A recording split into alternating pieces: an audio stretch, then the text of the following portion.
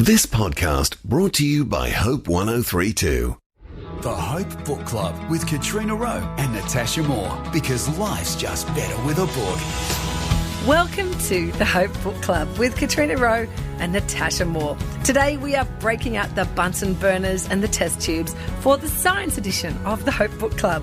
This is rather uncharted territory for me. The closest I've got to reading a real science book is The Rosie Project by Graham Simsian, but Natasha has been reading some legit science-inspired books.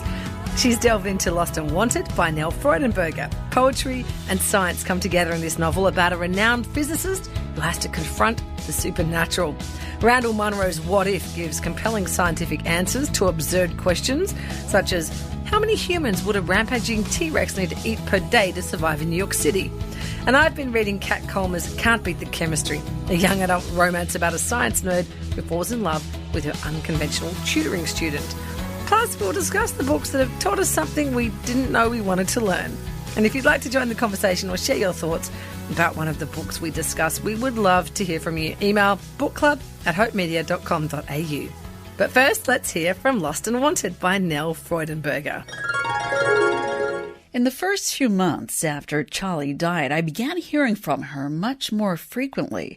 This was even more surprising than it might have been, since Charlie wasn't a good correspondent even when she was alive. I should say right away that I don't believe in ghosts, although I've learned that 45% of Americans do. At least not in the sense of the glaucous beings who appear on staircases in abandoned farmyards, or on the film or digital records of events that absolutely did not include, say, a brown dog in the lower left-hand corner, or a man standing behind the altar in a black hood. Charlie died in Los Angeles on a Tuesday night in June. I was in Boston, and I didn't know. We hadn't spoken for over a year. People talk about a cold wind or a pain in the chest, but I didn't feel anything like that. On Wednesday at about noon, my phone rang, or rather, I happened to be looking through my bag for my wallet, and I saw that the screen was illuminated Charlie. I grabbed the phone and answered before I could think of any of the obvious things, such as, why pick up right away? Or, it's been more than a year. Or, what are you to her anymore?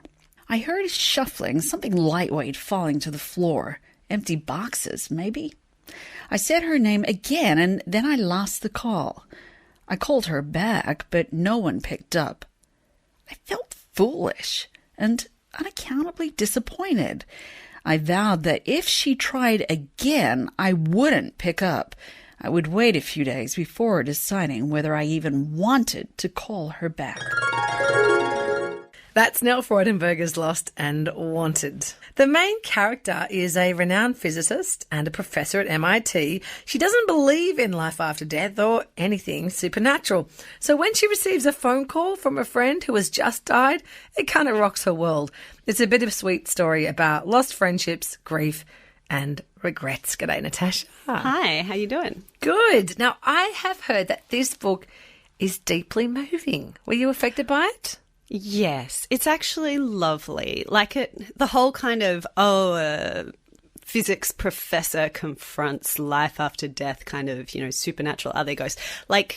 That is sort of the tension in the novel that plays out across the story, but it's also not really the point. Mm-hmm. Actually, it's about her relationships, her friendship with her friend who's died, which has kind of, faded away in recent years for various reasons, and she's not quite sure why. And so coming to terms with that sort of guilt, and also getting to know her friend's husband and kid, and, her whole trying to juggle a scientific career as a woman, as well as motherhood, single motherhood, and all those different storylines interact with each other in ways you wouldn't necessarily expect, and they all kind of feed each other and support each other. I thought it was really well done. Okay, can you tell us a bit more about the personality of the main character, Helen Clapp? Yeah, she's very sciencey. Yeah. But also, I'm trying to avoid the word relatable because I think it's a bad word. But, I'm not at all sciencey. And actually, the author, Nell, is not. She was like, when I started writing this, science is, more foreign than the most foreign country I've ever visited. Okay, because that's me too. Yeah. So, and she kind of growing up was like, I was kind of told that I didn't have the right kind of mind for science. And so she hung out with a lot of physicists and did a lot of reading and stuff to kind of get into the mindset of this. And there is a lot of science in it. But you kind of... That's mediated to us through the personality of Helen, the main character, and you really get what it means for her to navigate what is kind of quite a male world in her career.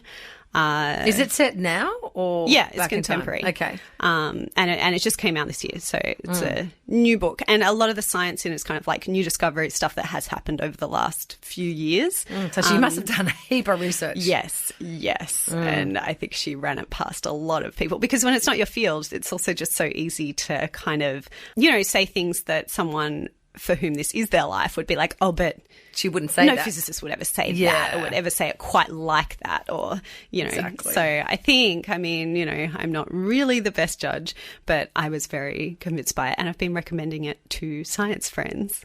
So wait for their verdicts as well.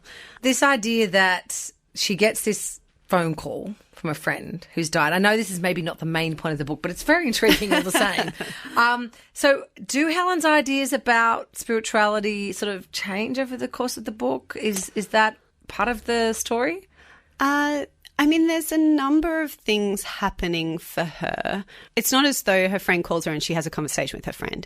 She gets a call from her. There's no one on the other end. She starts to receive these kind of occasional texts and occasional emails where she's like, this sort of seems like my friend Charlie, but it sort of seems not like my friend Charlie. And, her son, Jack, who's,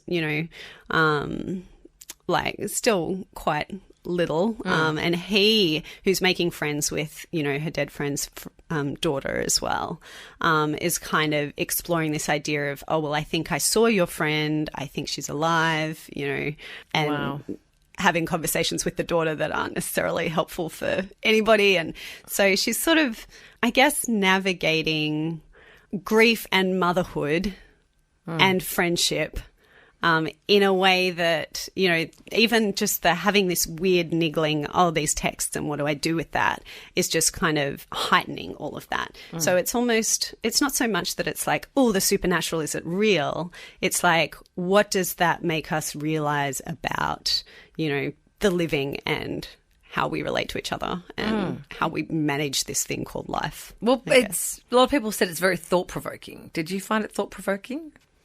One of the things that it does really well is, so it kind of links up these sciencey concepts with relational concepts in a way that, could be a bit twee or a bit forced or a bit unscientific. And, the author actually says that she felt a bit like self-conscious unsure about that at first, but then talking to physicists about it, one of them was like, well, actually the way that we talk about this stuff is very metaphorical, and so long as your analogy is the right one, then that's fine. So she has the different sections of the book have titles. The first one is entanglement, the second one is gravity, and the third one is uncertainty. And these are words that have certain meaning in the science physics, context, and in, the universe, and then certain different but not totally unrelated meanings in relationships. And so it kind of weaves those things in together really well in a way that makes you go,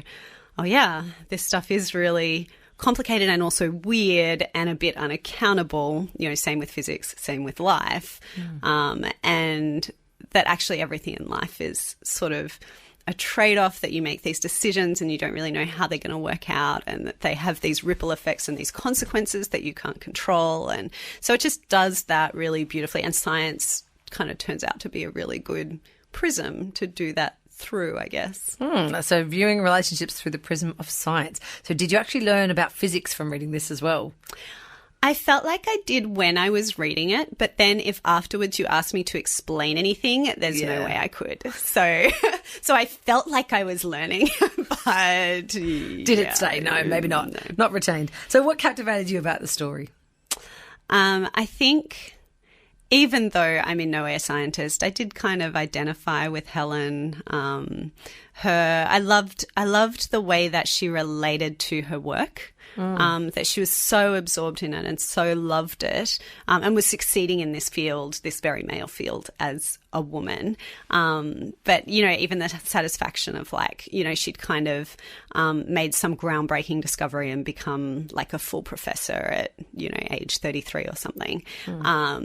So even like the experience of coming to this realization about the universe that no one else had ever come to. I think even describing that work in terms of the feeling of it and that devotion, that kind of complete absorption in something that's outside of yourself.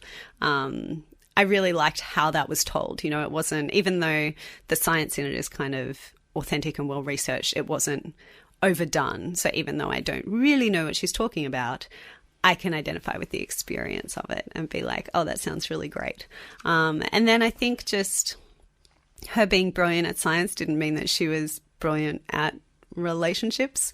And so she is easy to identify with in that way, that she's kind of trying to figure out what she wants and, making decisions and not knowing how they'll turn out and what's right and wrong and what's best for her and for her kid and for her friend's husband and their kid. And so I think, that science helps and doesn't help us to do life. Yeah, absolutely. Okay, thanks, Natasha. You're welcome. Our next book is even more sciencey. It's Randall Munroe's What If? Serious Scientific Answers to Absurd Hypothetical Questions. As the subtitle suggests, this book gives scientific answers to absurd random questions like, what are the odds of meeting your one true soulmate? Or when will Facebook contain more profiles of dead people than living ones? So why did you pick this one up? Well, essentially, I wanted to read this partly because I was on a journey, a trajectory away from my year 10 self that was like, I hate science, I'm quitting science, and towards someone who's like, science can be pretty cool. I'm sort of interested in it, but I don't really get it. So, if I read something about it, then it needs to be very entertaining or I'm not going to persevere. Yeah. So partly because I was on that trajectory, and partly because the guy who wrote it, Randall Munroe, he is best known as the author of what I strongly believe to be the world's greatest web comic. It's called XKCD. And it's a comic, like it's a science thing, but it's about, philosophy and language and romance and as well as, physics and computer science. So he did a physics degree and used to work for NASA and eventually quit to kind of draw these cartoons full time because they were so popular and so funny. And so and one of the things he does alongside that is he used to do this what if blog where people send in these crazy questions. And that's where the book comes from. So he, the questions are ridiculous, but the answers use actual science to figure out, well, what would happen if you, could pitch a baseball at 90% of the speed of light? What would then happen? And you're like, okay, well, that's impossible. But if the premise were granted, then what happens? And, in a lot of the answers to the questions, basically the Earth explodes in a lot of the scenarios. So it's like the end of life as we know it, but not all of them. Okay. So he used to work for NASA. He's literally a rocket scientist. Yeah, I guess so. So do you need to be a rocket scientist or even just a regular scientist to understand what he's talking about in this book? I think the lovely thing about his writing is that, physicists and, other scientists love him because he's like the real deal and he knows what he's talking about and he does the research, properly, and he talks to scientists in fields that aren't his to figure stuff out and confirm it. So if you're a scientist, it's not like you're like, oh, no, this is beneath me. Plebeian, yeah. But as a non-scientist, because he's very, very funny and he's very good at explaining things to non-scientists, you can actually access it and enjoy it anyway. And even the bits where I'm like, oh, I don't know what those couple of lines mean, but like I'm with him on the general idea, you know, and that's enough. That's enough to get you through. Well, yeah, it sounds interesting. What did you really like about it? I liked, it's got plenty of his drawings in it. So, you know, like he does the little cartoons throughout the book, and they're always just very on point. Anyone who's familiar with his webcomics will, you know, love his style. I actually had one of his comics up like above my desk through the whole of my PhD, which was in English literature. And it was to kind of remind me that what I do is sort of ridiculous and let's not take ourselves too seriously, because this one was called Imposter. And in it, he's like, oh, my hobby is sitting down with grad students and figuring out how long it takes them to figure out that I'm not an expert in their field. And, you know, engineering, it goes through different ones. It's like engineering, it takes 49 seconds for them to figure out that he's not an engineer. You know, he said something ridiculous. Sociology, it takes like 4 minutes. Literary criticism, 8 papers and 2 books later, and they still haven't figured it out.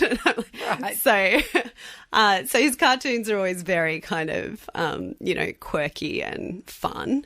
And then also, I think it just makes you curious about the world, that you're like, oh, there's so much to know. And there's so much joy to the way that he approaches it. You know, someone is like, oh, if you swam in a pool with spent nuclear rods at the bottom, would it kill you?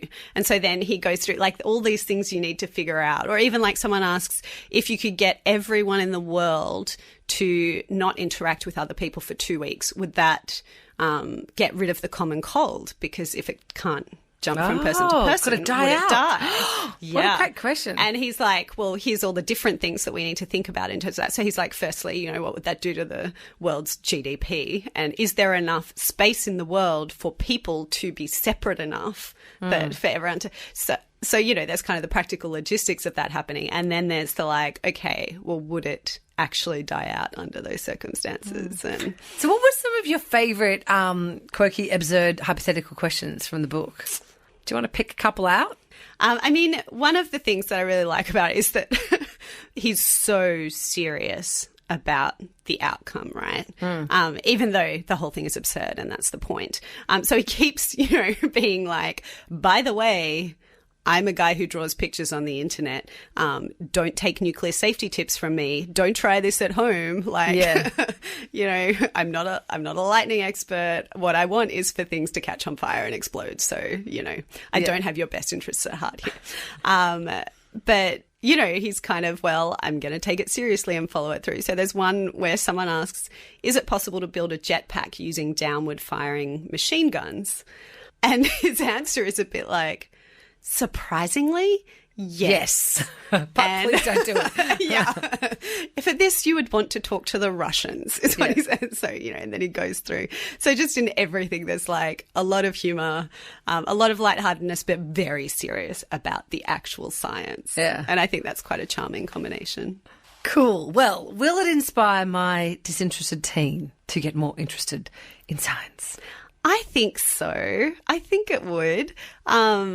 You know, maybe start with the comics. Or, I mean, so he's got a new book that's just come out this year called How To, which I haven't read yet, but it's got things like, and some of them he kind of acts out. So he has one bit called How to Catch a Drone, where he got Serena Williams in real life he was like, well, you know, how could we attack a drone? And he's like considering different like sporting equipment and how useful it would be in taking down, you know, a flying robot. And so he gets Serena Williams to go out to a court with a like drone and to like serve tennis balls at it until it crashes. So he kind of has these real life experiments. Like this is science but fun. So I think, yes, your disinterested teen or your interested teen would both love this. Well, that sounds good. So now, Natasha, I want to know, what is the book that taught you something that you didn't know you wanted to learn? And not the two that we've just mentioned, obviously. No. I think for me, this is almost at the opposite end to science. One of the books that this happened in for me was The Once and Future King by T.H. White, which a lot of people don't know that they know. I think it's the most wonderful novel. It's written in the middle of the 20th century, and it's about King Arthur and Guinevere and Lancelot and everybody.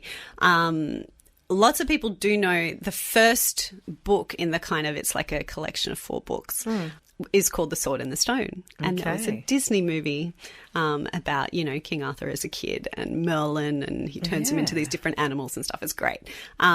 But the novel itself is amazing, and it's very entertaining and quirky, and it's also very dense. So it has all this stuff in it. I remember even just in the first few chapters being I should be kind of bored by this, but I'm not, because one of the things he does is he talks about medieval warfare and particularly falconry. He goes on about falconry a lot, and he doesn't explain any of it. He doesn't go, oh, well, here's what these words that I'm using that you've never heard before mean. Okay. He just kind of plows on, and you're a bit like, oh, well, I'm with you. You're making this entertaining enough. Because later I have since read H is for Hawk by Helen MacDonald. I hated that book. You hated that book? I could not get through that. I tried Is it because it was hard. about training a falcon? Was that the problem? It was so dense and boring. And I'm like, your grief is not Hawk, that interesting.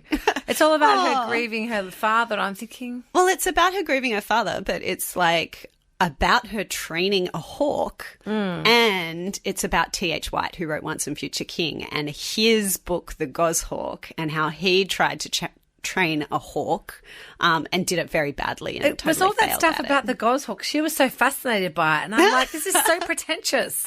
Oh, there you go. Well, I felt differently. I learned a lot about hawks from T.H. White and from Helen MacDonald, and I thought it was kind of cool.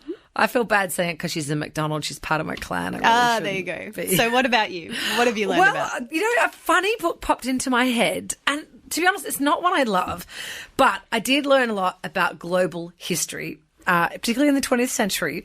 It was The 100-Year-Old Man Who Climbed Out the Window and Disappeared by Jonas Jonasson.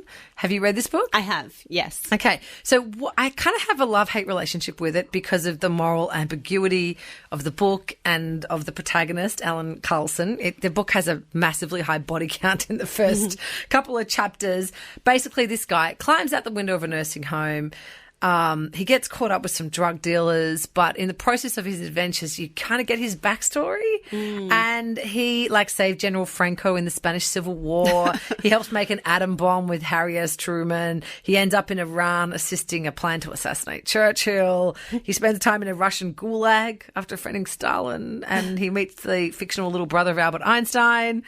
He spends time with Suharto in Indonesia. He has lunch with Charles de Gaulle and Lyndon B. Johnson in Paris during peace talks to end the Vietnam War, etc., etc. So basically, it's fictionalized, but you kind of learn a lot about the big events in global politics in the 20th century. But see, my question about that is, if you don't already know the history quite well, how do you distinguish between fact and fiction there? Well, you can't. You can't. But it's the vibe. So I probably mistaught you a bunch of stuff about 20th century history. Well, exactly. But the thing is, see, I read it years ago, and now that's all faded into the back of my mind, and I can't really remember the detail, but I sort of know the sequence of events. You have a vibe about Charles de Gaulle. Okay, so I clearly learned nothing. Well, I read it too, and I don't remember learning any of those things. No, well, I suppose I think it was more that I didn't know much about the event, so I kind of had to look them up as I was reading. So I felt like I was learning stuff. That's a bonus. Yeah, that you were actually going and learning. A bit. It made you curious. This is the idea, right? Yeah, that these books make us curious about things that we didn't even know to be curious about. Exactly. Another, book that I think I learned a little bit. My pick was the YA novel Can't Beat the Chemistry by Kat Colmer. This is as close as I've come to reading a science book in the last 12 months. And is this chemistry in a double sense? Double. Yes, exactly. So it's been billed as like the Rosie Project for teens. So there's a bit of Pride and Prejudice thrown in there too, actually. But basically, MJ is this highly scientific nerd who is on this pre-prescribed path of academic success to become a doctor to please her mother. She's still in school, but she's studying university-level chemistry. But again, it's that whole thing of different types of smarts where, yeah, she's smart in books, but she is not smart in relationships, and she has a lot to learn. Her big brother asked her to tutor his best friend, the deadbeat drummer, Luke, who's going to seriously flunk chemistry without her help. And of course, you know, as she spends more time with him, the stereotypes are broken down. She starts to see there's a lot more going on underneath the surface. And no surprises, it's a romance, you know, but it has heart. And Kat Colmer actually got into writing YA fiction because she was concerned at how unhealthy the relationships that were being portrayed in YA fiction were. She was a high school librarian. She was like, this is so bad. And so she wanted to write a romance that started with a genuine friendship. And then she's included some heartwarming elements like Luke's relationship with his sister who has Down syndrome, which is a really lovely part of the book. But I guess the reason I was keen to mention this book is that while there's a lot of science stuff, a lot of chemistry, and MJ is very concerned about those kind of academic smarts, she wants to be a geneticist, you know, but she learns a lot from Luke about other kinds of smarts and, you know, how to be socially and relationally smart and what's really important in life. So is there a lot of science in it? Oh, not heaps of science. It's more about the scientific way of thinking. So MJ approaches her relationships with that more scientific approach, like, well, why would I do that? There's no good reason for it. Yeah, exactly. And she has to learn that relationships don't work that way. So, yeah. I hope that you've enjoyed the first ever science edition of the Hope Book Club. May there be another one if I ever read a science book. We've talked about Lost and Wanted by Nell Freudenberger. What If? Serious scientific answers to absurd hypothetical questions by Randall Munroe, and the YA novel Can't Beat the Chemistry by Kat Colmer. We would love to hear your thoughts and feedback. Email us bookclub@hopemedia.com.au. And thanks for listening to the Hope Book Club, because life's just better with a book.